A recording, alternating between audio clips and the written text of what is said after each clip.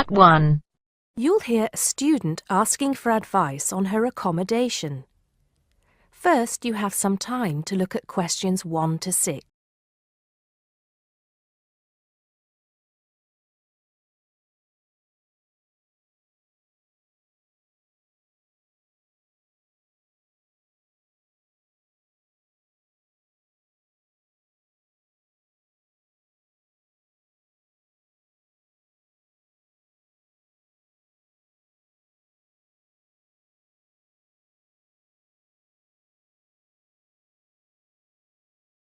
Listen carefully and answer questions 1 to 6. Good morning. So, what can I do for you? Well, it's about the accommodation where I'm staying at the moment. First, can you give me your name and address, please?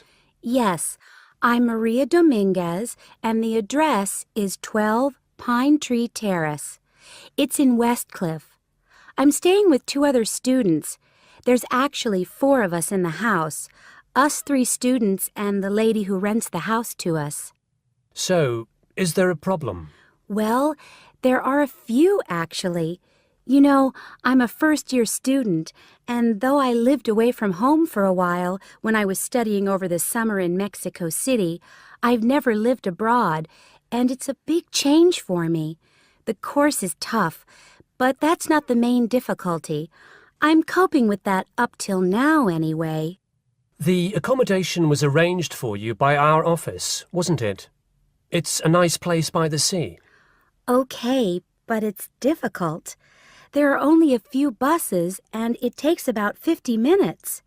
It's just so far away, and there's no way I can get back if I want to stay on after 7. And also the other thing is, there's nothing to do there. It's basically just a village. All my friends stay on campus. What about the girls you live with? Do you get on with them? Well, when I see them, but one of them is hardly ever there.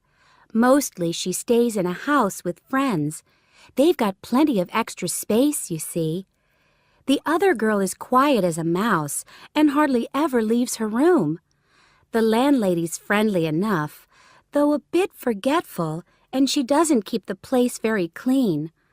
I don't have any real problem with her as a person, though. I understand it's rather far away, so I suppose you'd like us to find you a place in the halls of residence or closer by in the town. That would be good. You did say in your brochure that most first-year students are offered a place in halls. I think it actually said final year students have priority there. They need the library facilities more for studying for their finals. Before you hear the rest of the conversation, you have some time to look at questions 7 to 10.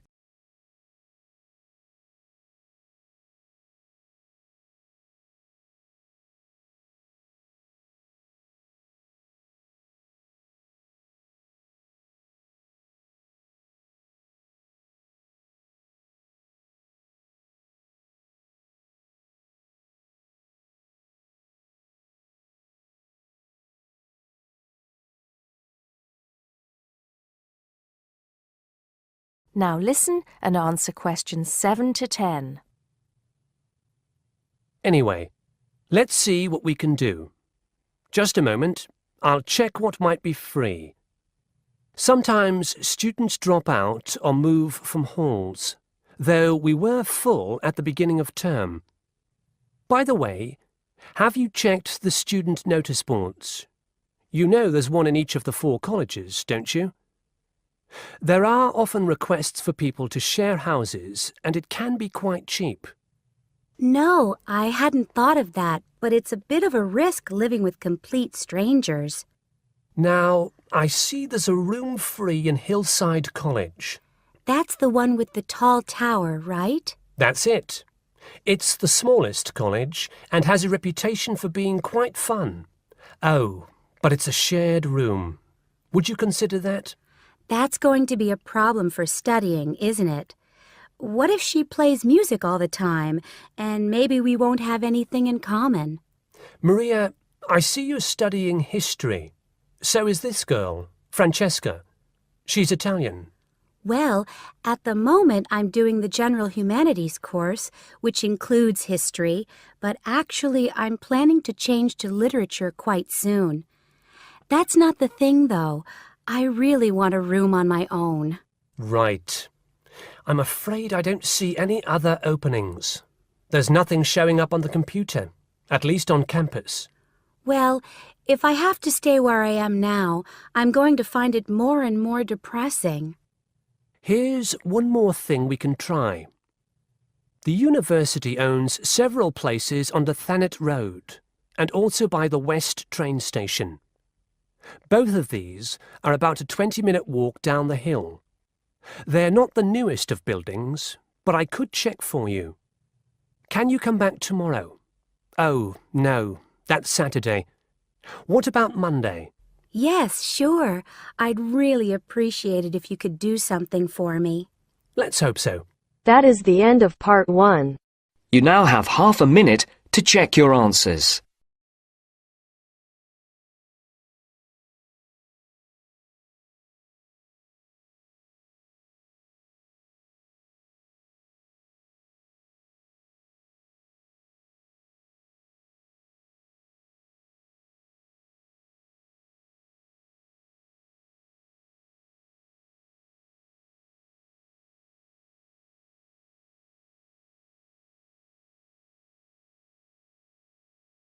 Now turns to part 2.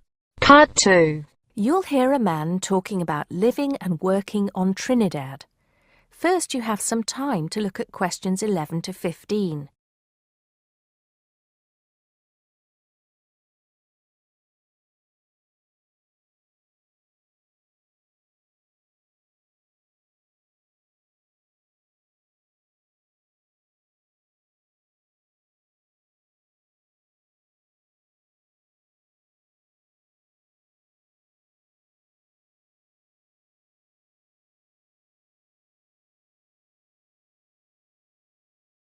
Now listen carefully and answer questions 11 to 15. Hi, I'm Steve Pinfold, and I'm here today to tell you about my gap year, which I took about 20 years ago. Unlike many students these days who go travelling or get some work experience between school and university, I decided to do something completely different after finishing my degree. I applied to work for a charity organisation. What it does is it sends people with particular skills to countries where those skills are needed. Apart from having some experience teaching English to summer school students, I didn't have any particularly useful skills, I thought, but luckily I was still accepted. I had to find the money for the flight, but you get free accommodation. I stayed with a family of 5. And you do get paid, but not much. It's a bit like pocket money, enough to get by. I worked in an orphanage and taught English at a local school. Where was I? Well, originally I was going to be sent to a village in India, but at the last minute the organisation decided to send me to Trinidad. Now, this is a fascinating place. It's an island in the Caribbean. Well, in fact, the country is actually 2 islands. The smaller one is called Tobago, which is connected somehow to the word tobacco. Anyway, there I was, a young white guy living and working on an island which is mostly a mixture of descendants from Africa and India. The Africans were originally brought over as slaves, and the Indians came later as indentured workers. That means they agreed to come for a specific time, but many of them stayed. There are also some Trinidadians of Chinese and British origin, though the native inhabitants were basically wiped out by colonialization. I myself felt completely accepted and had the time of my life. The language everyone speaks is English, so there was no problem for me there, but some concepts don't quite translate. They're pure Trinidadian. There's the term liming, for example, which means sitting around watching the world go by. Also, there's the famous carnival, when the whole island is taken up in playing mass. For a whole month, around February or March, it depends when Easter is, everyone's busy preparing costumes, practicing calypsos, soca and steel pan music, and most importantly, partying. Before you hear the rest of the talk, you have some time to look at questions 16 to 20.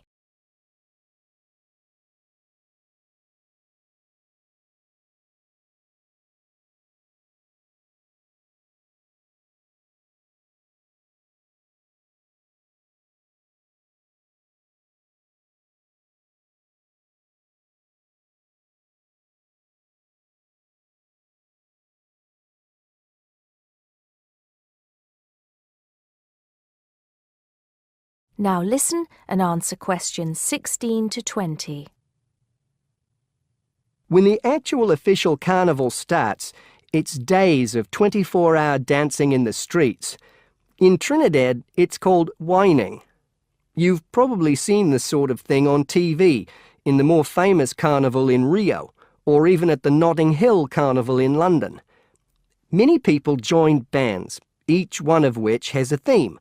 For example, the Sea or Jungle Fever, and they have costumes designed and made to go with the theme. These can cost $1,000 for the king and queen of each band. They're incredible. The whole city is a non-stop party zone, full of colour and sound. It's serious too. The bands are in competition and the winner gets $1 million. Sorry, I got a bit carried away with those memories. Back to my real job there. The orphanage was called St. Augustine's, and that's also the name of the place where it was, St. Augustine, a town just outside the capital city, Port of Spain. I didn't have any particular job description, just to be with the children and tell stories, sing songs and play games. Oh, and we also went camping in the jungle once. I could tell you a few stories about that particular escapade. Every time I arrived at the gate, kids would come running towards me, shouting, with big smiles on their faces. The younger children seemed fascinated by my blonde hair and loved to touch it as if it was something miraculous. The English teaching I did 2 days a week in a primary school for 6 to 11-year-olds. The kids may have been poor, but they all wore neat and clean uniforms and were so respectful and enthusiastic. I've now been teaching for many years in different countries, and I still think those were the best students I've ever taught. What else did I do while I was there? I swam a lot. Can you imagine what it's like swimming with dolphins and with pelicans diving into the sea right next to you? More seriously, I trained to be a Samaritan. That's someone who listens and supports people who have problems with their lives. Overall, what I took from the experience was a sense of being in another culture, or rather cultures. As humans, we all share many characteristics, but we express ourselves in various ways. In Trinidad, there are lots of different communities and religions, and so many different kinds of festival to see. Hindu, Muslim, Christian, as well as some rather mysterious African traditions. There are quite a few Rastafarians too. Trinidad is, as Americans are fond of saying of their own country, a melting pot where everybody is greeted warmly. Go and see for yourself. I'm not sure how it's changed since I was there, but I'd love to find out.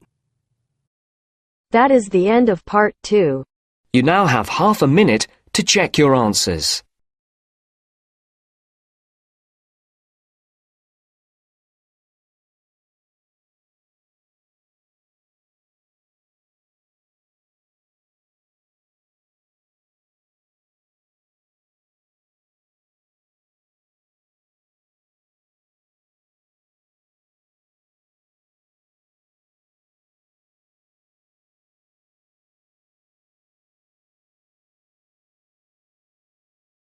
Now turns to part 3. Part 3. You'll hear 2 students talking about different aspects of their university. First, you have some time to look at questions 21 to 26.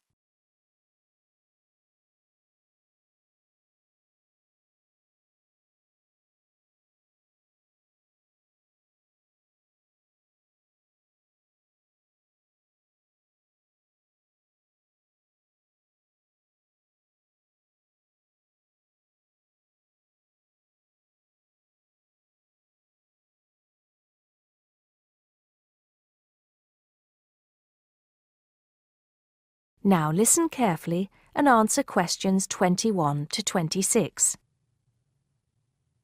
Great party last night. You should have come. But anyway, so what have we got to do here? We're supposed to fill this form in by ourselves, but I'm sure it's okay if we chat about it first, don't you think? Yeah, sure. So, there are 10 questions and we've got to tick numbers 1 to 5 for each question. 5 means really good. 1 is bad. Question number 1. Was the course well organized? We'll give that a 5, agree? Yep. No question about that. What does question 2 mean, though? Was the teacher flexible? Is it good to be flexible?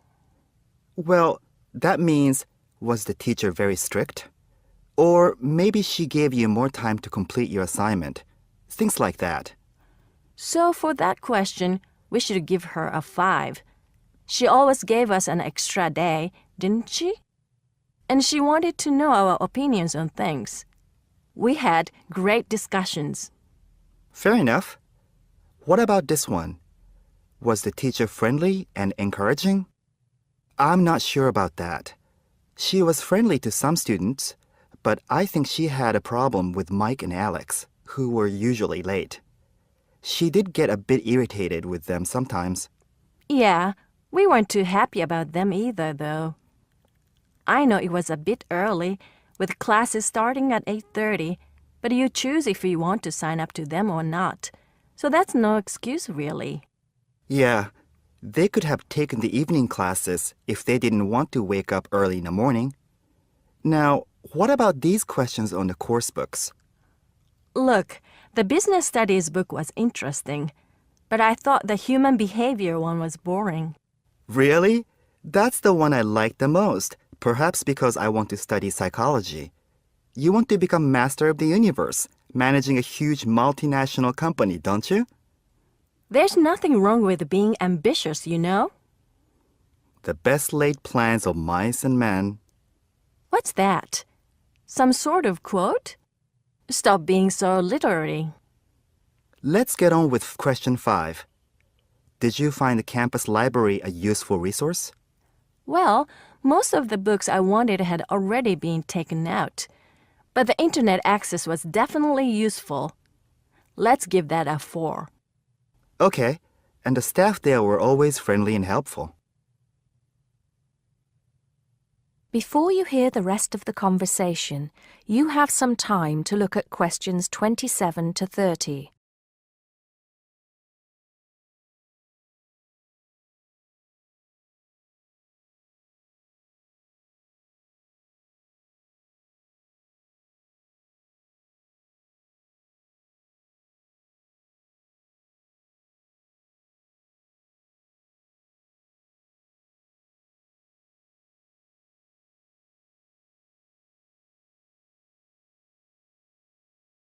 Now listen and answer questions 27 to 30. Now, what's this?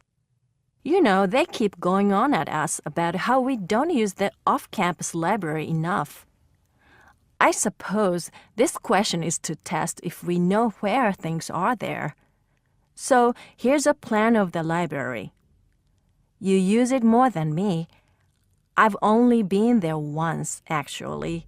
You tell me. Right. So as you go in, the librarian's desk is on your right. Directly opposite is the section for new publications, new books the college has acquired. Some of them are actually written by our own teachers, interestingly enough. Then there's lots of seating and the computers.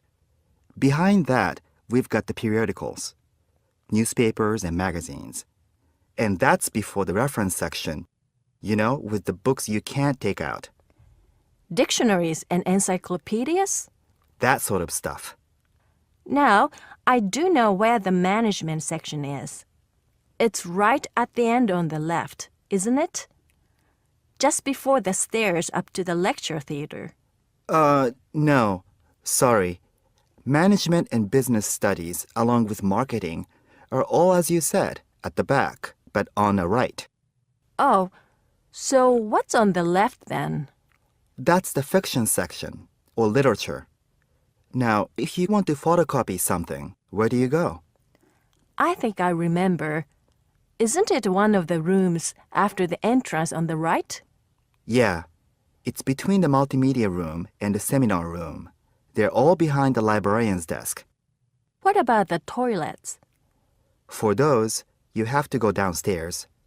That's where the computer studies section is too, for some reason. Let's get on with the next question. That is the end of part 3. You now have half a minute to check your answers.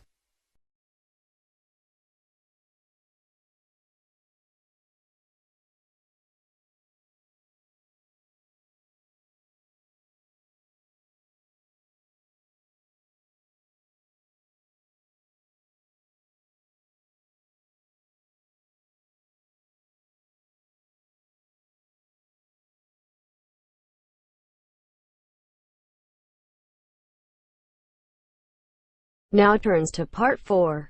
Part 4. You'll hear a lecturer talking to students about sport in Ireland.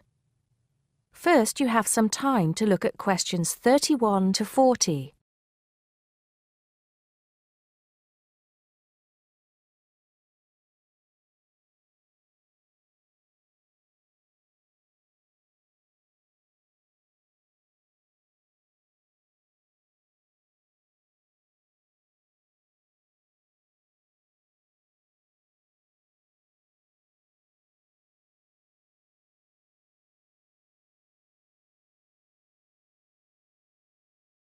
Now listen carefully and answer questions. Now, today we're going to be finding out about the most popular sports in the Emerald Isle. That's Ireland, of course. Can you guess what they are? Well, there are these two lesser-played games, a form of rounders and Gaelic handball. But we'll start with one which is perhaps over 3,000 years old, arriving in Ireland with the Celts, some claim. That may be a slight exaggeration, but I consider it to be the fastest field game in the world, and it goes by the name of hurling. Well, that's what it's known as in the English-speaking world anyway. So, what do you have to do? You've got 15 players on a team, one of them the goalkeeper. Each one has a stick called a hurley. Here you are. I've brought mine along. Had it since I was at school. This is what it looks like, and basically you have to get this ball, called a sliotar, that's S-L-I-O-T-A-R, so it's not spelt the way it's pronounced. You hit it into the net for 3 points, or you can hit it over the net for 1 point. The goal looks like the letter H, with the net under the crossbar. The goalie has a bigger stick than the others to help keep the ball out. You can also catch the sliotar and run with it for 4 steps maximum, or bounce it on your stick. Is that clear to you all? I'll be showing you a video a bit later, so you can see what a game actually looks like. You might like to think of it as a mixture of lacrosse, hockey, and baseball. Oh, and it's played by women too, but it goes by the name of camogie in that case. I'll give you a bit of the history, shall I now? Generally, the golden age of the game is considered to be the 18th century. But systematic rules were first agreed and drawn up at that great shrine of learning, Trinity College Dublin, in 1879, founding the Irish Hurling Union, closely followed just a few years later by the formation of the Gaelic Athletics Association. With greater organisation last century, the All-Ireland Hurling Championship got off to a flying start, and I'm proud to say that my own native city of Cork has won more than 20 titles over the years. But then, so have Kilkenny and Tipperary. Is it only played in Ireland? No. Well, it is the only country with a national team at the moment, but you may be surprised to discover there are hurling clubs in London, as well as in America and Argentina, to name just a few. The other game I'd like to take a little time to introduce you to is Gaelic football, which is played on the same pitch as hurling with the same number of players. But there's no net. You just have to get the ball over your opponent's goalposts. And you can do that by kicking or punching the ball. However, you're not supposed to do that to the players, I might add. Imagine it as a combination of soccer and basketball. But in my opinion, it's a more exciting spectacle than either of those. Excuse my bias, if you will. It's also very popular with women. In fact, there are more women's teams than for any other sport. Whether despite or because of the physical contact involved, I wouldn't like to say.